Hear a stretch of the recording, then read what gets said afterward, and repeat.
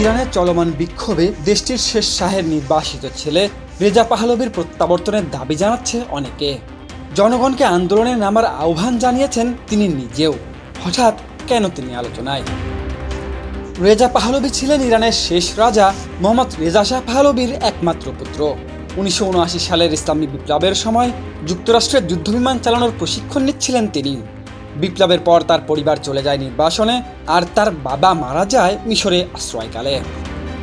এরপর থেকে যুক্তরাষ্ট্রে বসবাস করছেন রেজা পাহলভি। দীর্ঘদিন রাজনীতি থেকে দূরে থাকলেও সাম্প্রতিক বছরগুলোতে তিনি আবার সক্রিয় হয়েছেন।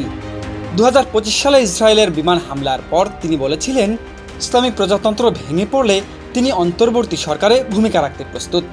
100 দিনের পরিকল্পনাও ঘোষণা করেন রেজা পাহলভি। 2022 সালে মাহসা আমিনির মৃত্যুর পর দেশ জুড়ে আন্দোলন শুরু হলে তিনি আবার আন্তর্জাতিক সংবাদ মাধ্যমে গুরুত্ব পান।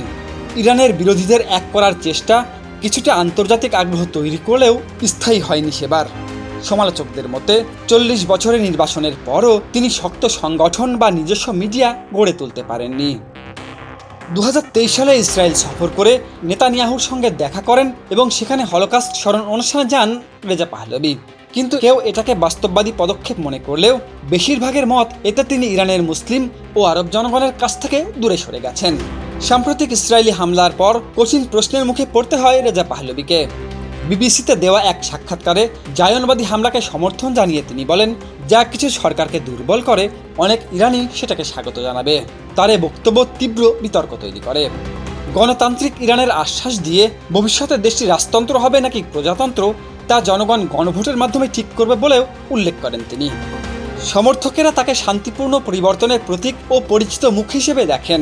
অন্যদিকে সমালোচকেরা বলেন, 4 দশকের বেশি সময় নির্বাসনে থাকার কারণে তার ভেতরে ইরানের বাস্তব রাজনৈতিক শক্ত ভিত্তি নেই এবং তিনি বিদেশি সমর্থনের উপর বেশি নির্ভরশীল। ইরানের রেজা পাহলভির প্রকৃত জনপ্রিয়তা নির্ধারণ করা বেশ কঠিন। কারো কাছে তিনি অতীতের স্মৃতির প্রতীক, আবার কারো আশঙ্কা তিনি ক্ষমতা এলে নতুন করে তৈরি হতে পারে অনির্বাচিত সরকারের ঝুঁকি।